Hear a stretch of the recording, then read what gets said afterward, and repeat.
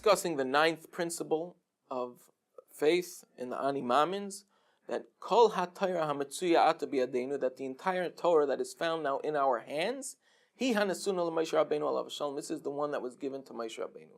So we're focusing now on the word B'Yadeinu, that is found now B'Yadeinu, in our hands. So we discussed that technically the Torah is not something that's in the hands. Sometimes you hold it, sometimes you put your finger on the place, but it's usually in the mind or it's in the heart. So we're discussing what is the term B'Yadeinu that is found now in our hands. So I'd like to shift to a completely different perspective.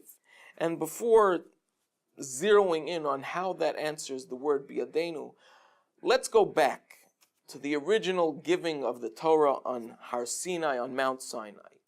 The Gemara and the Midrashim tell us that when Moshe Rabbeinu went up to the mountain to accept the Torah and to give it over, or to be the conduit for giving it over to the Jewish people, there was a little bit of a sichsach, there was a little bit of a fight between Moshe Rabbeinu and the angels. The angels were not happy that God was giving the Torah over to mankind, to the Jewish people. They put up a fight. They said, no, Hashem, this is not the right thing. It's a mistake. Don't give it to the Jewish people. And Moshe Rabbeinu had to put up a fight. Hashem actually told Moshe Rabbeinu, no, debate them. What are you going to say?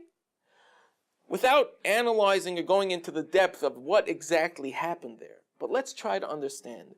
What is it that the angels did not want from giving over the Torah to the Jewish people, to mankind? Why were they so apathetic to it? Why did they not want it? What? We're nice people. We're Jewish. Look, I got a kippah, I got tzitzis. What did the angels have against us? That they put up a fight and they said, no, don't give it to them. What's the problem? The Torah is a lot more than knowledge. The Torah is a lot more than hypothetical, abstract knowledge. The Torah is the blueprints of the world. Not only is the Torah the blueprint of the world, but the Torah is the control pad of the world. Because God created the world in a sense that there's a two-way street. He is watching us, and this is a very lofty concept, but let's try to bring it down to practical terms. But He awaits our command, or the way that we choose to run the world, and He follows through. Now, obviously, that's a very big concept. Obviously, it seems a little bit difficult to say that God would be controlled by mankind.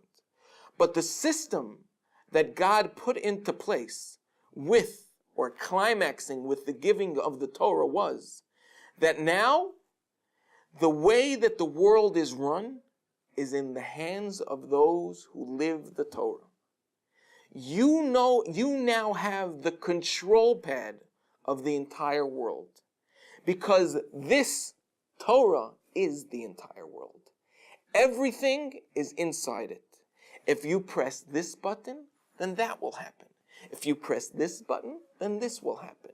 And if, God forbid, you don't press any buttons at all, then not only are you removing yourself from the controls, but the effect that you will have is a detrimental one, is a destructive one.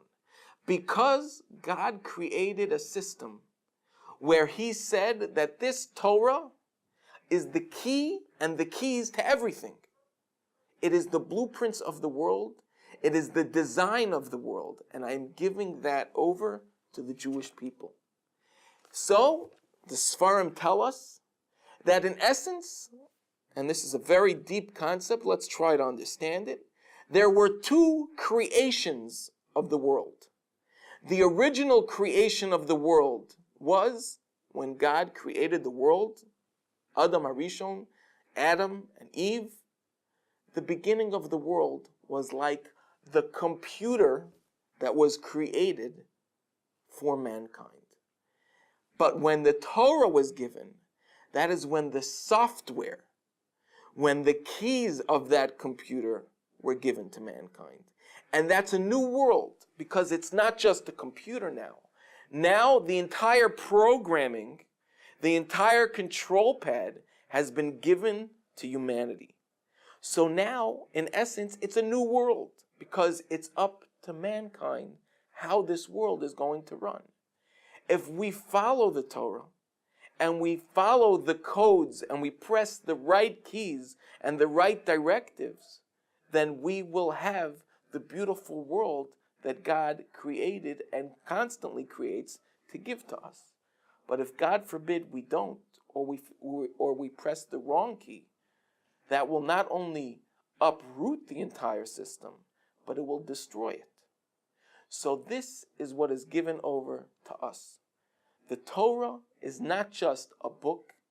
The Torah is not just ideas, concepts, theoretical knowledge.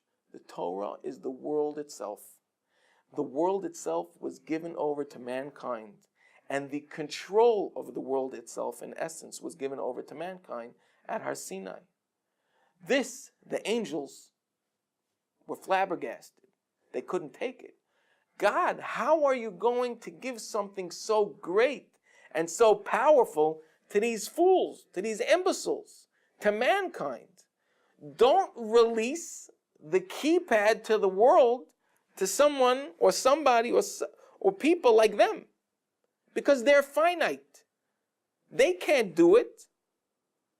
Imagine they have that famous briefcase that the president carries with him at all times with all the nuclear codes, and technically he can press a button, a nuclear bomb, nuclear warfare goes off, Russia's destroyed, Iran, Iraq, it's all gone. Blown up in an instant. And you give that suitcase to a little kid. Here, come here, kid, kitty, kitty, kitty. Play with it. It's just like a piano. You go like this and press whatever you want. Something tells me there's going to be big problems. Somebody's going to, if anybody's alive in the next 10 minutes, he's going to have to answer for that.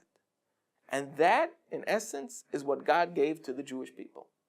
God gave them the control pad, the little keyboard, this little book, the 2 lochos. He gave it over to the Jewish people, and he said, okay, do as you want. Moshe Rabbeinu had to answer the angels why we're worthy. Not only why are we worthy, but how the Torah was specifically written for these people.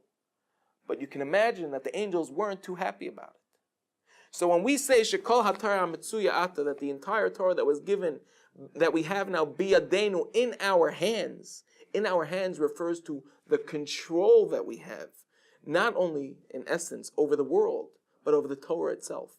Because the Torah, the way it is understood, the way it is defined, and what the implications are, is all given over to the sages of Torah, who understand in their perception, in their understanding, the control is being given to them. This is another possible understanding of the word Hametzuya Ata that is found now, Biyadenu, in our hands, because that is what the Torah has been given to us in our hands. It is now in our control. We control with this Torah not only the world itself, but the understanding and the conceptualizing of Torah and what it is, what it means for us.